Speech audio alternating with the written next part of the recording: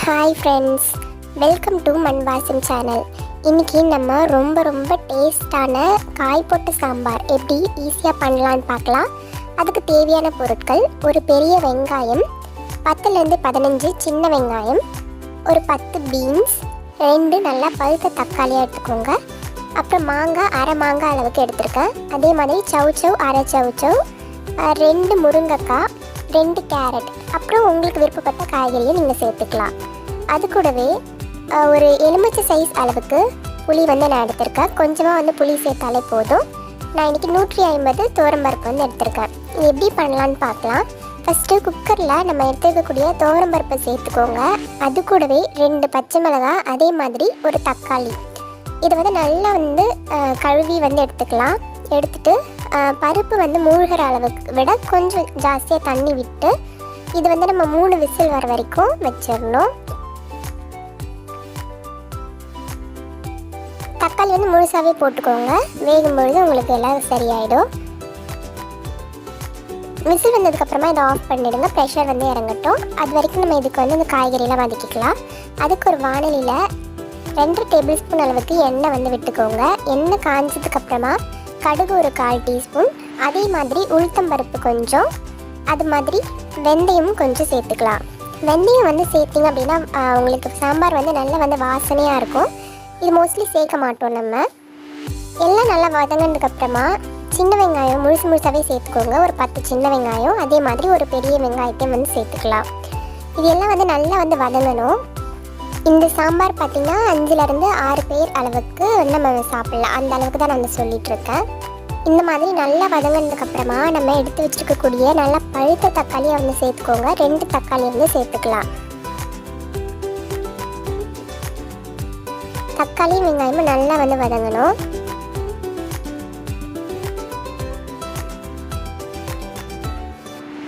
வதங்கினதுக்கப்புறமா நம்ம ஒரு காய்கறியை சேர்த்துக்கலாம். நான் இன்றைக்கி எடுத்து வச்சுருக்க காய்கறி உங்கள்கிட்ட இல்லைனாலும் பரவாயில்ல, உங்கள்கிட்ட இருக்க காய்கறியை நீங்கள் இந்த மாதிரி சேர்த்துக்கோங்க.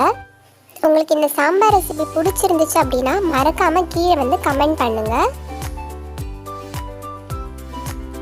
எல்லாத்தையும் சேர்த்துட்டு நல்லா வதக்கி விட்டுக்கோங்க. அதுக்குன்னு ரொம்ப கிறிஸ்பாக வதங்கணும் அப்படின்லாம் கிடையாது. சும்மா ஒரு 2 நிமிஷம் அது அந்த வெங்காயம் தக்காளி கூட வதக்கினாலே போதும். இப்போ மசாலாலாம் சேர்த்துக்கலாம். 1/4 டீஸ்பூன் அளவுக்கு மஞ்சள் தூள், அப்புறம் 1 டேபிள் ஸ்பூன் அளவுக்கு சாம்பார் தூள் சேர்க்குறேன். இந்த சாம்பார் தூள் நான் வீட்டில் அரைச்சது. நான் இந்த சாம்பார் எப்படி அரைச்சேன் அப்படின்றத நான் உங்களுக்கு இன்னொரு வீடியோவில் சொல்கிறேன். அதே மாதிரி 2 டேபிள் ஸ்பூன் அளவுக்கு குழம்பு மிளகாய் தூள் சேர்த்துக்கோங்க. வீட்டிலே இருக்க சாம்பார் தூள்ன்றதுனால உங்களுக்கு சாம்பார் ரொம்பவே டேஸ்ட்டாக இருக்கும். அப்புறம் கொஞ்சம் பெருங்காயத்தூள் சேர்த்துக்கோங்க. அப்புறமா சாம்பாருக்கு தேவையான அளவுக்கு உப்பு சேர்த்துக்கலாம். சேர்த்துட்டு கொஞ்சம் நேரம் வதக்கினா போதும். ரொம்ப நேரம் வதக்கிடாதீங்க. ஏன்னா மசாலாலாம் போட்டு ரொம்ப நேரம் வதக்கக்கூடாது.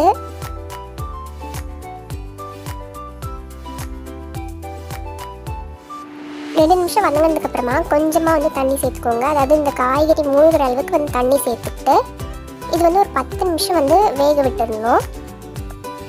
யூஸ்வலாக நம்ம பண்ணுற சாம்பார் டேரெக்டாக அந்த பருப்பில் சேர்த்துட்டு எல்லாத்தையும் நல்லா கொதிக்க வைப்போம். ஆனால் அந்த மாதிரி பண்ணுறதை விட இந்த மாதிரி நீங்கள் செஞ்சு பாருங்கள். ரொம்ப டேஸ்ட் டிஃப்ரெண்ட்டாக இருக்கும். அதே மாதிரி ரொம்ப சூப்பராக இருக்கும். இப்போது இதில் முருங்கைக்காய், மாங்காய் அதெல்லாம் சேர்த்துக்கலாம்.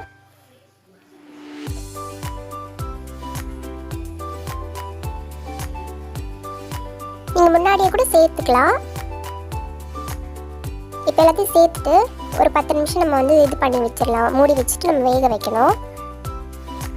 அதுக்கு முன்னாடி கொஞ்சம் கருவேப்பிலை சேர்த்துக்கிறேன். இப்போது அந்த புளியை நம்ம ஊற வச்சிடலாம். ஒரு எலுமிச்சை சைஸ் அளவுக்கு தான் புளி எடுத்துருக்கேன். அதிகமாக சேர்த்துறாதீங்க. நம்ம தக்காளி ஆல்ரெடி 2 தக்காளி போட்டிருக்கோம். அதனால் புளி கம்மியாகவே சேர்த்துக்கோங்க. ஒரு 1/2 கப் அளவுக்கு தண்ணி சேர்த்து நல்லா ஊற வச்சிடலாம். இப்போது அந்த காய்கறி நம்ம செக் பண்ணிடலாம்.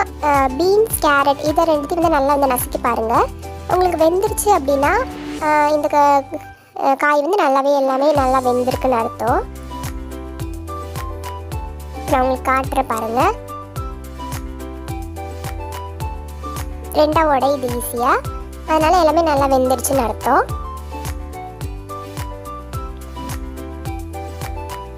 இப்போது நம்ம அந்த குக்கரில் வந்து ப்ரெஷர் இறங்கிடுச்சான்னு பார்த்துட்டு அதுக்கப்புறமா நம்ம வந்து அந்த பருப்பை வந்து நல்லா வந்து கடைஞ்சிடலாம். இப்போ பாருங்கள், ரொம்பவே அழகாக வெந்திருக்கு. இப்போது எல்லாத்தையும் வந்து நல்லா வந்து கடைஞ்சி விட்டுக்கோங்க. இந்த சாம்பார் பார்த்திங்கன்னா சாதம், இட்லி, தோசை, சப்பாத்திக்கெலாம் ரொம்ப ரொம்ப வந்து நல்லாயிருக்கும். இப்போ இந்த மாதிரி கடைஞ்சதுக்கப்புறமா நம்ம அதாவது காய்கறியெல்லாம் வெந்து வச்சுருக்கக்கூடிய அந்த குழம்பை வந்து இந்த பருப்பில் வந்து நம்ம வந்து சேர்த்துடலாம். இதை வந்து கண்டிப்பாக நீங்கள் ட்ரை பண்ணி பாருங்கள், ரொம்ப ரொம்ப டேஸ்ட்டாக இருக்கும். நீங்கள் இதுக்கப்புறமும் இந்த மெத்தடில் தான் வந்து நீங்கள் ஃபாலோ பண்ணுவீங்க. பருப்பு வந்து சேர்த்துட்டதுக்கப்புறமா ரொம்ப நேரம் வந்து கொதிக்க விட வேணாம். ஒரு 5 நிமிஷம் வந்து கொதிச்சா போதும். அதுக்கப்புறமா வந்து புளி வந்து நீங்கள் சேர்த்துக்கோங்க. ஏன்னா வந்து ஆல்ரெடி நமக்கு காய்கறியெல்லாம் வெந்துருச்சு, அதனால் ரொம்ப நேரம் வந்து கொதிக்க விட வேணாம். புளி சேர்த்துட்டு ஒரு 5 நிமிஷம் கொதிச்சாலே போதும். உங்களுக்கு அந்த பச்சை வாசனை போகணும், அவ்வளோதான். இப்போ நம்ம அந்த சாம்பாருக்கான தாளிப்பு வந்து ரெடி பண்ணிக்கலாம். அதுக்கு வந்து கேஸில் ஒரு கடாயை வச்சுட்டு கொஞ்சமாக வந்து எண்ணெய் விட்டுக்கோங்க. எண்ணெய் காஞ்சதுக்கப்புறமா கொஞ்சமாக வந்து கடுகு, அப்புறமா 2லேருந்து 3 காஞ்ச மிளகாய் வந்து சேர்த்துக்கோங்க. சேர்த்துட்டு இது வந்து அப்படியே அந்த சாம்பாரில் வந்து நம்ம தாளித்து வந்து விட்டுடலாம்.